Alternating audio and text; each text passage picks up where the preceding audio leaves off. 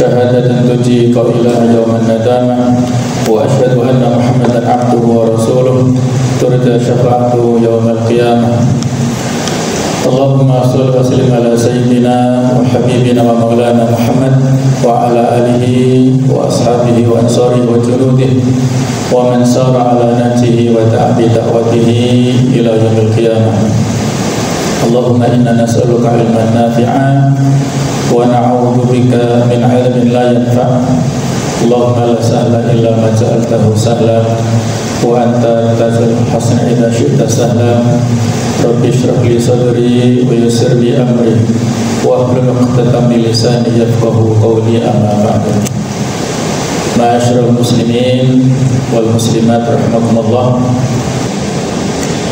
Bapak Ibu para jamaah rahimakumullah, marilah kita lanjutkan pembahasan dari kitab Tafsir Al-Munir, yaitu kita masih di surat Al-Baqarah ayat 267, di mana pada ayat ini Allah Subhanahu wa taala berfirman, Ya ayyuhalladzina amanu anfiqu min thayyibati ma kasabtum. Wahai orang-orang yang beriman, infakkanlah sebagian dari hasil usahamu yang baik-baik. Wa mimma akhrajna lakum minal ardh, dan sebagian dari apa yang kami keluarkan dari bumi untukmu. Wala tayammamul khabitha minhu tunfiqun, dan janganlah kamu memilih yang buruk untuk kamu keluarkan. Walastum biakhiri, padahal kamu sendiri tidak mau mengambilnya. Illa antum mitufi, melainkan dengan memicingkan mata karena enggan terhadapnya. Wa'lamu annallaha waniyyun hamid, dan ketahuilah bahwa Allah Maha Kaya, Maha Terpuji. Ma'asyiral muslimin rahimakumullah, kita sampai pada fiqhul hayati awil ahkam, yaitu fikih tentang kehidupan atau hukum-hukum.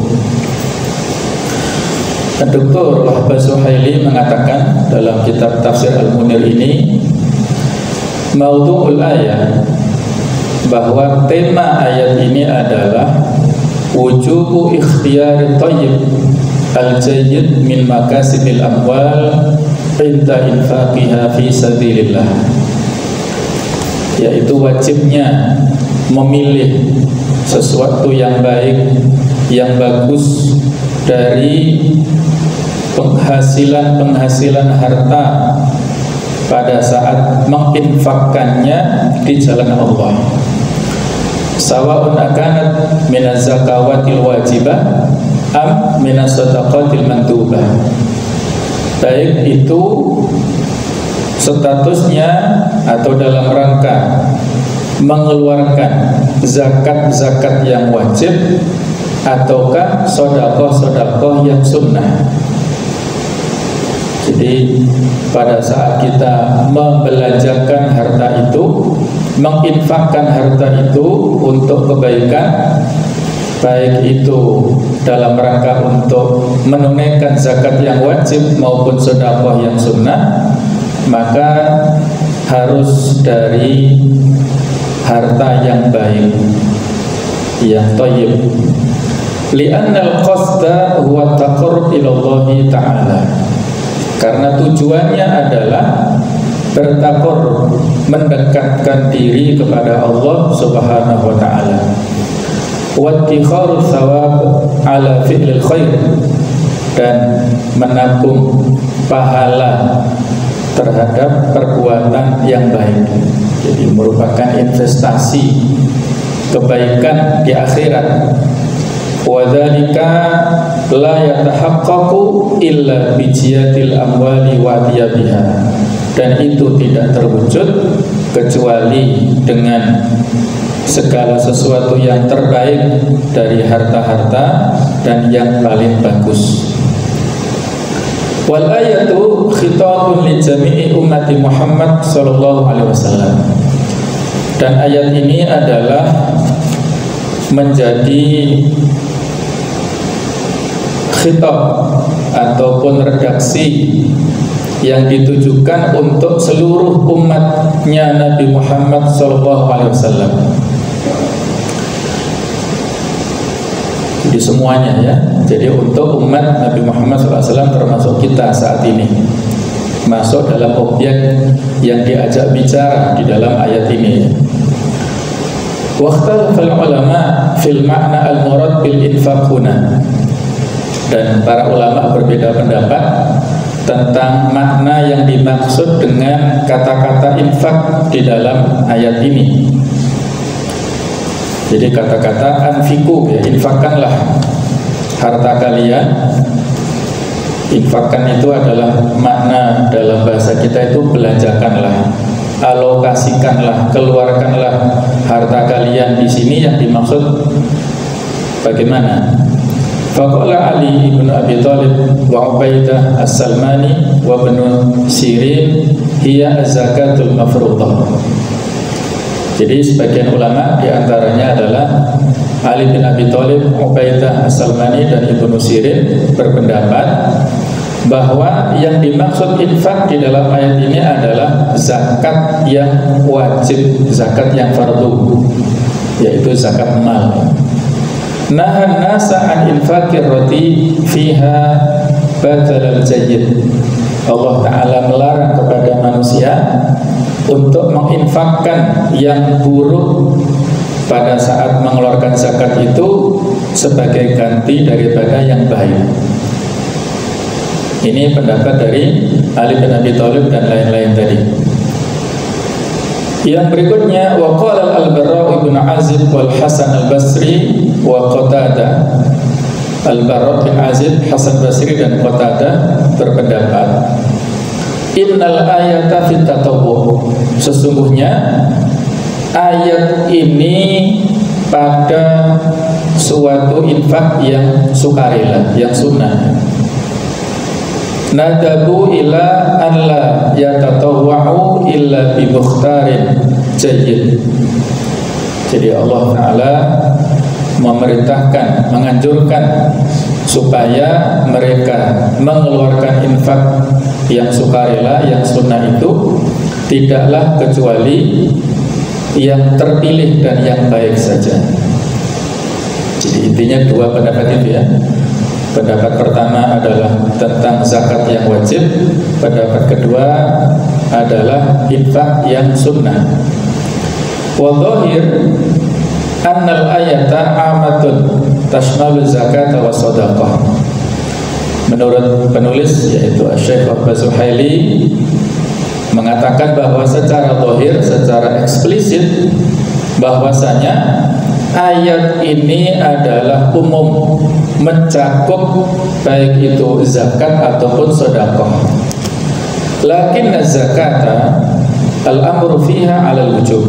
Akan tetapi kalau yang dimaksud itu adalah zakat, berarti perintah ini mengandung kewajiban. Wa makhsusah bil qadril mafrud, dan menjadi khusus dengan kadar yang telah ditentukan. Wa amma tatawwu' fal amru fihi 'ala an-nadbi. Dan adapun kalau konteksnya adalah kaitannya dengan infak yang sunnah, yang tatawwu', maka perintah di sini mengandung makna sunnah.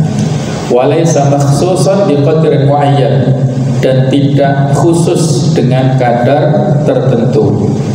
Fayajuzu bil qalil wa bil katsir, boleh mengeluarkan infak sedikit ataupun banyak. Lakin yakhtaru al-jayyid, akan tetapi memilih yang baik. Walaysal qasdu hunal mumtaz, yang dimaksud bukan dari harta yang mumtaz, yang istimewa. Fahuwal aula, walaupun itu adalah diutamakan. Walakinnal hattal adna al-matluba wal wasan, tetapi batasan minimal adalah yang diminta itu adalah pertengahan. Kama qarrarul fuqaha fi zakati, sebagaimana yang telah ditentukan oleh para ahli fikih di dalam masalah zakat. Jadi tidak harus yang paling utama atau yang mumtaz yang istimewa, tetapi adalah yang pertengahan. Ya misalnya kalau orang yang mengeluarkan zakat fitrah ya, tidak harus yang kualitas super premium misalnya, tapi adalah dari beras yang memang itu dikonsumsi sehari-harinya, memang dia biasa mengonsumsi itu dari pertengahan, artinya tidak dari kualitas yang buruk ya. Berikutnya jemaah sekalian, wa dallat al-ayah ala anna lil walid an yakula min kasbi waladihi. Syekh Wahab Suhaili memiliki catatan kesimpulan bahwasanya ayat ini adalah bisa menjadi dalil bahwa seorang ayah boleh memakan pendapatan putranya, anaknya. Li'anna Nabiyya sallallahu alaihi wasallam qala, berdasarkan hadis Nabi Muhammad sallallahu alaihi wasallam, beliau bersabda, auladukum min thayyibi aksabikum fakulu min amwali auladikum hani'an. Putra-putra kalian, anak-anak kalian itu adalah di antara yang baik dari apa yang kalian hasilkan dari pendapatan kalian, maka makanlah dari harta-harta anak-anak kalian secara nyaman, hani'an, dengan tenang, dengan nyaman. Kemudian ada lagi riwayat dari Al-Bazzar dengan lafaz yang mirip seperti di atas, auladukum min hibatillahi lakum. Anak-anak kalian itu adalah termasuk pemberian dari Allah kepada kalian. Fakulu min kasbihim, maka makanlah dari penghasilan mereka. Nah, jadi antara apa yang disimpulkan oleh Syekh Wahab Suhaili dari ayat ini dengan hadis ini relevan atau terkait ya. Karena di dalam ayat tadi telah kita sampaikan min thayyibati ma kasabtum. Jadi infak itu dari harta yang terbaik yang kita usahakan. Nah, hadis tadi menyebutkan bahwa anak-anak kita itu adalah hasil jerih payah kita, telah mendidik mereka, telah mengajari mereka, telah melakukan pembinaan yang terbaik dengan mereka.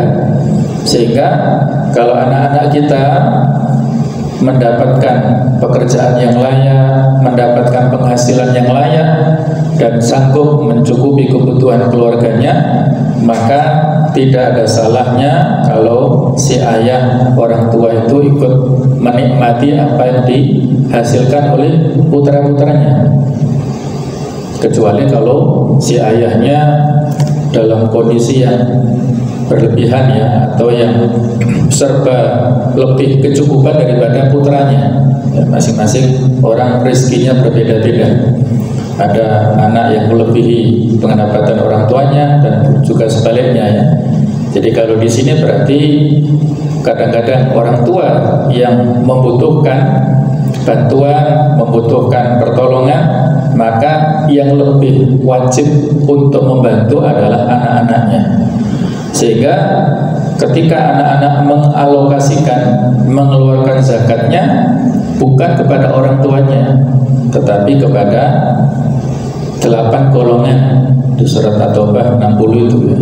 Karena orang tuanya menjadi tanggung jawabnya, jangan diambilkan dari harta sedekah atau dari zakat ya, tapi dari yang lainnya, karena menjadi tanggung jawab dari anak-anak.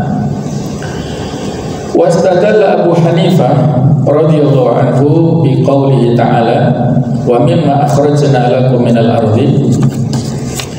Dan Abu Hanifah, yaitu pendiri mazhab Hanafi, mengambil dalil dari firman Allah Ta'ala wa mimma akhrajna lakum minal ardi, dan dari apa yang kami keluarkan untuk kalian dari bumi, ala wujubi zakatil ushri fi masuqiya bil maqar, wajibnya mengeluarkan zakat 1/10 dari apa yang diairi oleh hujan atau tada hujan.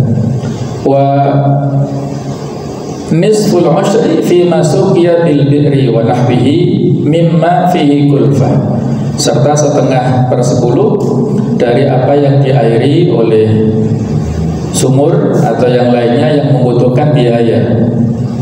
Fi kulli ma tukhrijuhul ardu min asnafin zira'iyah, dari segala apa yang dikeluarkan oleh bumi berupa beberapa macam jenis pertanian. Qalilan kana aw katsiran, apakah sedikit ataukah banyak. Min ghairi taqdirin binisab, tanpa ada batasan minimal, tidak ada batas nisabnya. Wala taksis binau'in muayyan minal aqwat, dan juga tidak ada kekhususan berupa jenis tertentu dari makanan-makanan pokok. Fatajibu zakatu 'indahu fi zuru'i wa thimari kulliha, maka wajiblah mengeluarkan zakat menurut pendapat Abu Hanifah, baik itu pada pertanian ataupun buah-buahan semuanya. Wa ya'duduhu qauluhu sallallahu alaihi wasallam, dan memperkuat pendapat beliau adalah hadis yang disabdakan oleh Rasulullah sallallahu alaihi wasallam fi ma saqatis sama'ul 'ashr, tentang apa yang diairi oleh hujan yang dari langit adalah 1/10. Wa fi masuqiya binadhin aw taliyatin nisful 'ashr, dan terhadap apa yang diairi dengan pengairan atau dengan timba itu adalah 1/10. Jadi bedanya dengan pendapat mayoritas adalah Abu Hanifah di dalam masalah ini tidak ada nisabnya, tidak ada batas minimalnya. Sedangkan jumhur, nanti kita akan sebutkan, itu ada batas minimalnya.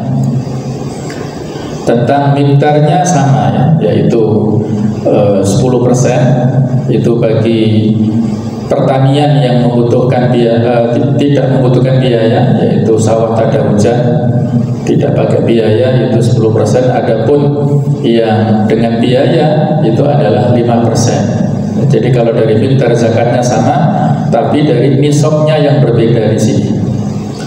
Wa ujiba min qibalil jumhur, dan dijawab menurut versi pendapat mayoritas ulama, bi annahu la muta'alliqa lahu minal ayah, bahwasanya tidak ada kaitannya dari ayat ini. Li'annaha innama ja'at li bayani mahalli zakah, karena ayat ini menerangkan tentang tempat ataupun harta yang dizakati, la li bayani nisabiha aw miqdariha, tidak menjelaskan tentang nisabnya, kadar minimalnya ataupun miqdarnya, berapa yang dizakatinya. Wa qad bayyana Nabi sallallahu alaihi wasallam al-ansibah bi qawlihi fi ma rawahu Ibnu Majah, dan telah dijelaskan oleh Rasulullah SAW tentang nisab-nisab, batas-batas minimal dalam harta yang kita zakati, dengan sabda beliau riwayat dari Ibnu Majah, laisa fi maduna khamsi dzautin shadaqah, tidak ada yang kurang dari 5 dzaut shadaqah. Walaysa fi maduna khamsi awaqin minal wariqi shadaqah, dan tidak ada yang kurang dari 5 uqiyah dari perak itu zakatnya. Walaysa fi maduna khamsati awsuqin minat tamri shadaqah, yang zaud itu kaitannya dengan uang ya, sedangkan yang terakhir ini adalah kurma. Walaysa fi maduna khamsati awsuqin shadaqah, dan tidaklah yang kurang dari 5 wasak dari kurma itu sedekah ataupun zakatnya. Ini batas-batas nisab yang telah disebutkan secara eksplisit dalam hadis-hadis, sehingga inilah yang menjadi taksis atau pengkhususan dari yang disebutkan di atas. Jadi yang dijadikan dalil oleh Abu Hanifah itu sifatnya dalil yang lebih umum, bahwasanya lahan yang itu tanda hujan adalah 10%, kemudian yang diairi dengan menggunakan biaya itu 5%, itu sifatnya umum ya. Sedangkan batas-batas minimalnya itu adalah dikhususkan oleh hadis ini yang diriwayatkan oleh Ibnu Majah. Jadi kalau penjelasan dari Ibnu Majah ini tentang masalah sebagian dari zakat mal, yaitu laisa fi ma duna khamsi dzawjin shadaqah. Ini kaitannya dengan unta ya, yaitu zakat peternakan. Kalau zakatnya unta itu adalah batas minimalnya 5 ekor unta. Kalau orang yang memiliki unta kurang dari 5 ekor berarti tidak ada zakatnya. Kemudian di penjelasan berikutnya para ulama telah membuat beberapa kualifikasi bahwa untuk zakat peternakan ini ada di unta, kemudian ada sapi, termasuk kerbau itu dikiaskan ke sapi, dan juga kambing, masing-masing ada nisabnya. Kalau unta nisabnya 5 ekor, ketika seorang punya 5 ekor, maka dia mengeluarkan miktar zakatnya 1 ekor kambing. Yang dikeluarkan kambing bukan unta ya. Kalau unta kasihan karena mahal ya. Kemudian kalau sapi itu nisabnya adalah 30 ekor sapi, itu baru dia mengeluarkan sapi yang umurnya 1 tahun 1 ekor saja. Kemudian kerbau itu dikiaskan ke sapi, sedangkan untuk kambing itu batas nisabnya adalah 40 ekor, itu dia baru melakukan 1 ekor kambing sebagai zakatnya. Dan ini para ulama membuat rincian kualifikasi, di antaranya yang paling krusial itu adalah antakuna sa'imatan. Jadi binatang-binatang yang diternak itu digembalakan di lahan yang bebas, tidak seperti di Indonesia ya, yang perlu biaya.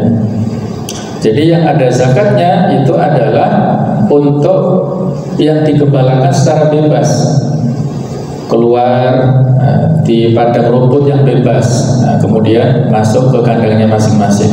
Ya mungkin seperti di luar negeri ya. Nah, adapun kalau yang itu memerlukan biaya, memerlukan obat-obatan dan sebagainya, maka di sini tetap ya dihitung bukan dengan perhitungan kaitannya dengan zakat peternakan, tetapi dihitung dari perspektif perdagangan. Karena binatang-binatang itu diperjualbelikan, termasuk yang di luar 3 jenis tadi, di luar unta, di luar sapi, dan di luar kambing. Kalau kerbau kan dikiaskan ke sapi tadi ya. Nah, itu misalnya adalah ayam. Nah, ayam kan tidak termasuk di dalam zakat peternakan al-an'am. Tapi kalau dijual ayamnya, maka ini masuk dalam jenis kategori zakat perdagangan. Nah, karena zakat perdagangan nisabnya berbeda. Kalau zakat peternakan jadi dihitung dari jumlah ekor untanya, sapinya ataupun kambingnya. Kalau zakat perdagangan nisabnya kadar minimalnya adalah senilai dengan 85 gram emas. Kalau dihitung mirip-mirip ya, antara misalnya kambing ya 40 ekor, itu kalau 1 ekornya itu 2 juta, nah berarti kan 80-an ya kurang lebih. Emas 85 gram. Nah, kalau misalnya hampir 1 juta berarti kan mirip 85 juta. Nah, jadi miriplah ya antara zakat yang kita keluarkan dari nisab perdagangan dengan nisabnya pertanian ini. Kemudian walaysa fi ma duna khamsi awaqin minal wariqi shadaqah. Ini kaitannya dengan perak. Nisab perak itu adalah senilai 200 dirham. Jadi 5 uqiyah ini senilai dengan 200 dirham, atau 1 dirham Arabnya kurang lebih 2,6 gram. Kemudian walaysa fi ma duna khamsati awsukin minat tamri shadaqah, dan yang kurang dari 5 wasak atau 5 ausuk dari kurma itu shadaqah. Kurma ini mewakili makanan pokok.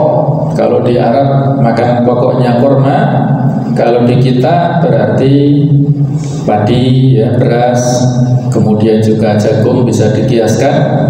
Ini berarti zakat zuru', ya, zakat yang kaitannya dengan pertanian. Nah, inilah yang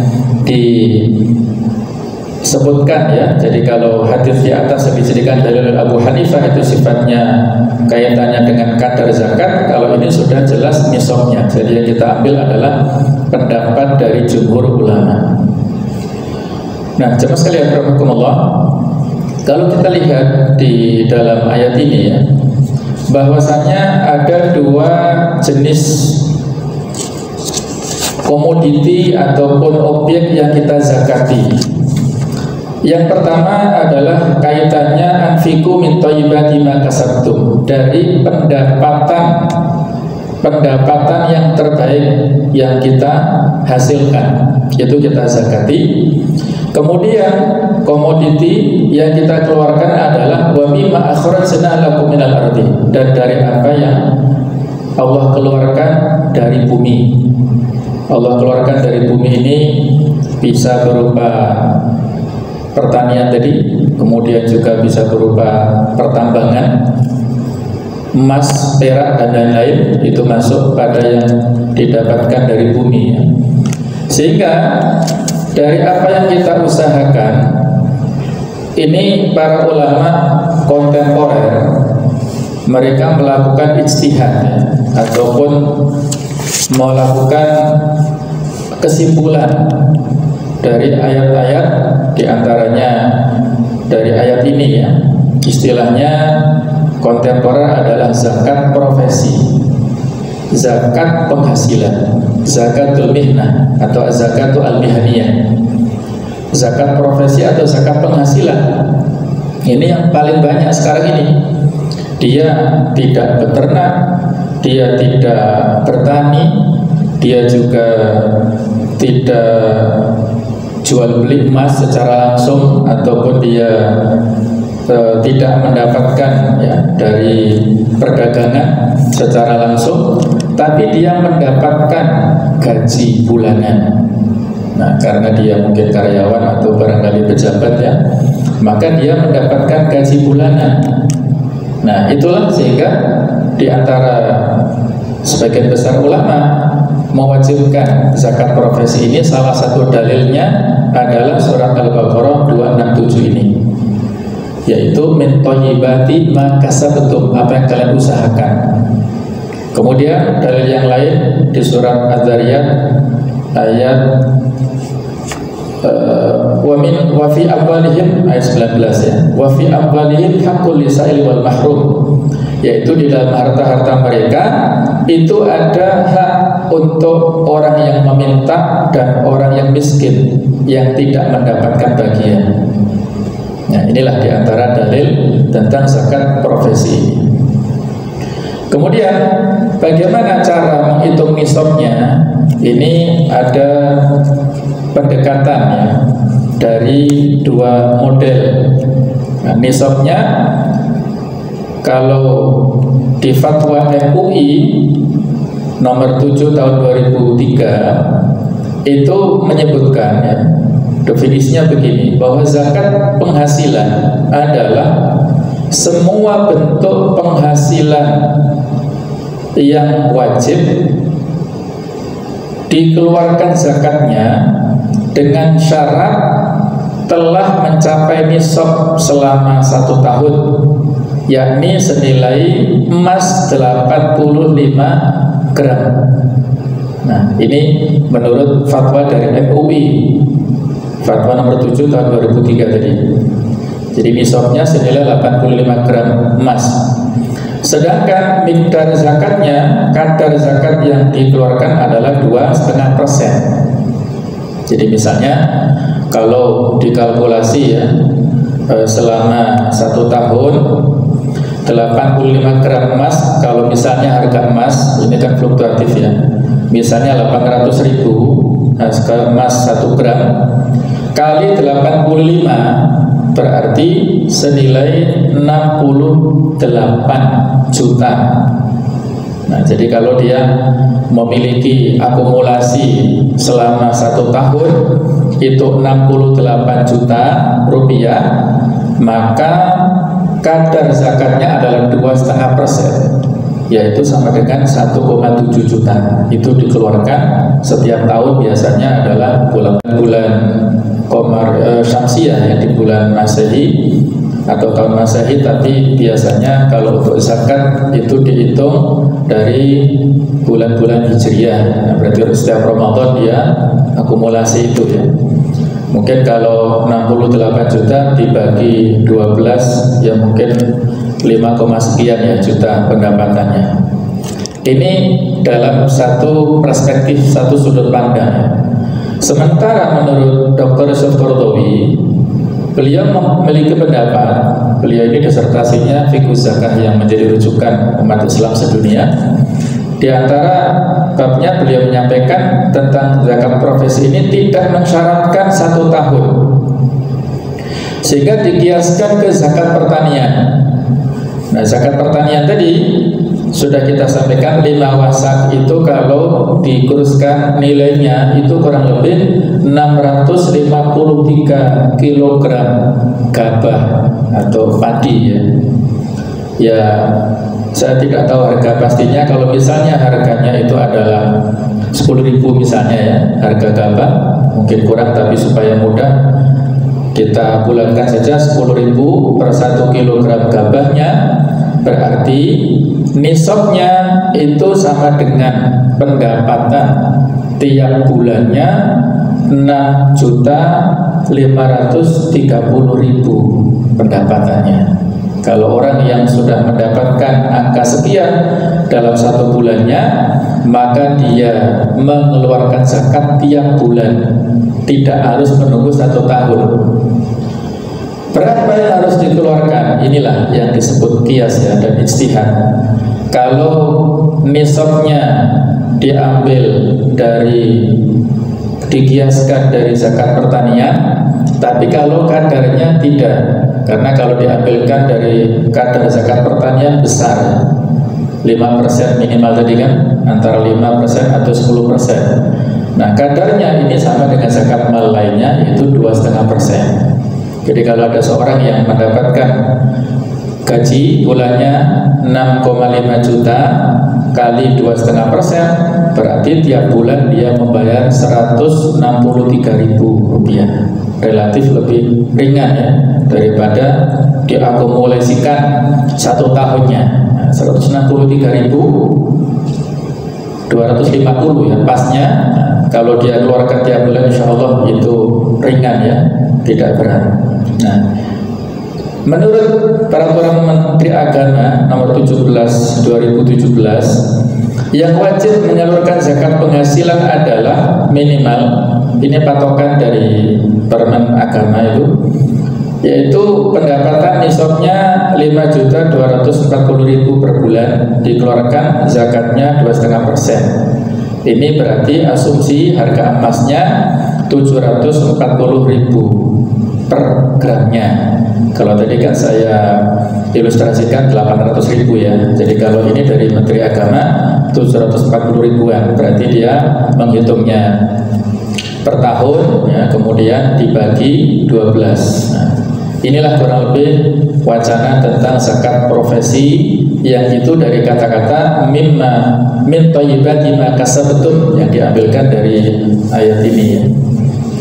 Nah, adapun wa mimma akhrajna lakum minal ardi, dan dari apa yang kami keluarkan dari bumi, tadi sudah kita singgung ya, yaitu berupa pertanian, kemudian juga bisa berupa peternakan, kemudian juga bisa berupa harta yang kita gali, barang-barang tambang ya.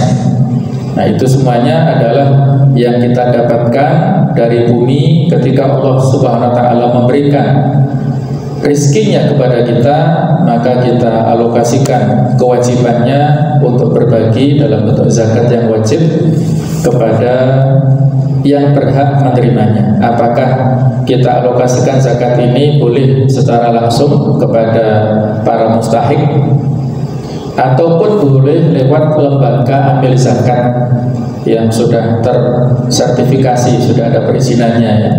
Itu silahkan. Apakah kita mau langsung ataukah lewat badan amil zakat diperbolehkan ya. Namun ada yang berpendapat lebih utama disalurkan lewat lembaga amil zakat, tidak secara langsung dari muzaki kepada mustahik, supaya menjaga perasaannya, supaya muzaki tidak merasa berjasa dengan pemberian yang dia berikan kepada mustahik, dan sebaliknya mustahik tidak berhutang jasa, tidak merasa berhutang jasa dari muzakinya, karena itu zakat sebenarnya, itu hak dari mustahik, kewajiban dari muzaki. Kalau diberikan secara langsung itu khawatir ada perasaan-perasaan manusiawi lah ya. Maka supaya lebih menjaga keikhlasan, ada yang menganjurkan lewat lembaga amil zakat. Allahu a'lam bishawab, itu adalah teknis ya, bisa kita pilih sesuai dengan selera dan kondisi kita masing-masing. Berikutnya jemaah sekalian, Syekh Wahbah Zuhaili memberikan komentar, wa yulahadu annal ayat allati tutalibu bil infaq tukhtamu adatan aw ghaliban imma biqoulihi ta'ala wallahu wasi'un alim aw biqoulihi wallahu waliyyun hamid. Dan coba kita perhatikan ya, bahwasanya ayat-ayat yang mengandung perintah berinfak itu biasanya atau secara seringnya diakhiri dengan firman Allah Ta'ala, wallahu wasi'un alim, Allah maha luas lagi maha mengetahui, atau dengan firman-Nya wallahu waliyyun hamid, dan Allah maha kaya lagi maha terpuji. Wa dzalika yursyiduna ila anna nafaqah juz'un mimma an'ama Allahu bihi min rizqin 'alal ibad. Dan hal itu memberikan petunjuk kepada kita semuanya bahwasanya infak itu adalah salah satu bagian daripada yang diberikan nikmat oleh Allah Ta'ala kepada kita semuanya, bagian daripada rizki yang diberikan Allah kepada hamba-hambanya. Wa annahu ta'ala sayujzihi biha, dan Allah Ta'ala akan membalas infak tersebut, wa yudha'ifuha lahu ad'afan katsira, dan akan melipat gandakan pahalanya dengan banyak. Wa yukhliful mabdul 'alal munfiq, dan akan memberikan ganti dari apa yang dialokasikan oleh munfik, oleh orang yang menginfakkan tadi. Munfik itu orang berinfak, muzaki orang yang berzakat, itu akan diganti oleh Allah Ta'ala. Wa ma anfaqtum min syai'in fa huwa yukhlifu. Apapun yang kalian infakkan maka akan diganti oleh Allah Ta'ala. Di surah Sabah 39 dia. Li'annahu wasi'ul fadl warahmah wal 'ata'. Karena Allah itu luas pemberiannya, rahmatnya, serta pemberian atau balasannya itu Allah maha luas. Wa yursyiduna aidan ila anna al-qasda huwa ikhtibarun nas, dan juga memberikan petunjuk kepada kita bahwasanya tujuan Allah mewajibkan infak, memerintahkan kepada kita untuk berinfak itu adalah memberikan ujian kepada manusia. Fahuwa la ya'muruhum bil shadaqah hinal awas. Allah tidak memerintahkan kepada manusia untuk mengeluarkan sedekah pada saat dia butuh. Wa innama hal sa'ati wal yusr, akan tetapi pada saat longgar, ya, pada saat lapang. Fakullu insan mukallafun hasba taqatihi, maka setiap orang diberi beban sesuai dengan kemampuannya, wa qudratihi, dan juga kadar kekuatannya masing-masing ala infak untuk mengeluarkan infak. apakah dia mengeluarkan infak tiap pekan ataupun tiap hari, monggo silakan ya, dan batasannya berapa dipersilahkan. Wa huwa subhanahu mahmudun ala kulli hal, dan Allah Ta'ala itu maha terpuji pada setiap kondisi. Wa ala jami'i ni'ami, dan atas semua nikmatnya. Wa muqtadul hamdi wa syukri tadhkurul muhtaja wa muwasatil fakir wal miskin, dan sebagai tuntutan pujian serta syukur itu mengingatkan kita semuanya kepada orang yang butuh ya. Kemudian juga memiliki empati kepada orang-orang fakir dan orang-orang miskin. Wa mimma yurahibu fil nafaqah annal yadal ulya, yakni al-munfiqah khairun min al-yadi sufla al-akhirah. Dalam hadis dikatakan bahwasanya tangan di atas itu lebih mulia daripada tangan di bawah. Orang yang memberi lebih mulia daripada orang yang mendapatkannya. Nah, inilah sebuah penjelasan yang komprehensif ya dari Syekh Bapak Zuhaili ya, memberikan pengingat kepada kita semuanya ketika Allah Ta'ala memerintahkan kepada kita infak, sedekah ataupun zakat dan lain sebagainya, itu bukan untuk Allah tapi untuk kita sendiri. Kembalinya adalah kepada kita. Harta yang kita alokasikan untuk infak sedekah itulah sebenarnya harta yang abadi milik kita. Adapun harta yang masih ada pada kita belum tentu milik kita. Bisa jadi dicuri oleh perampok, atau bisa jadi kalaupun ditabung, mungkin banknya kolab atau bangkrut ya, sehingga nggak bisa diambil misalnya ya. Ataupun disimpan di mana bisa jadi hanyut ataupun hilang. Nah, Allah alam. Mungkin seperti saudara-saudara kita di Batu kemarin ya, yang rumahnya ambrol ya, bisa jadi di dalamnya ada berangkas, ada dompet, ada macam-macam ya. Kalau itu kita simpan, tidak kita infakkan, maka pada saat tertentu bisa hilang dan kita tidak mendapatkan apa-apa. Maka ayat ini mengingatkan, memberikan semangat kepada kita semuanya untuk menginfakkan yang terbaik dari yang telah diberikan rezeki Allah Ta'ala kepada kita, dari usaha kita, pendapatan kita, kemudian dari apa yang kita dapatkan berupa zakat atau pertanian, kemudian perdagangan dan sebagainya, yang insya Allah itu adalah sebagai investasi yang terbaik untuk kita semuanya di akhirat. Mudah-mudahan kita semuanya diberikan kelonggaran, rezeki, keberkahan dalam setiap apa yang kita dapatkan, dan juga kita senantiasa dianugerahi keikhlasan dalam mengalokasikan segala infak, sedekah dan zakat itu, yang insya Allah mudah-mudahan inilah yang akan bisa menyelamatkan kita di akhirat dengan ridha Allah Subhanahu wa Ta'ala. Demikian kurang lebihnya mohon maaf. Subhanakallahumma wa bihamdik asyhadu an la ilaha illa anta astaghfiruka wa atubu ilaik. Wassalamualaikum warahmatullahi wabarakatuh.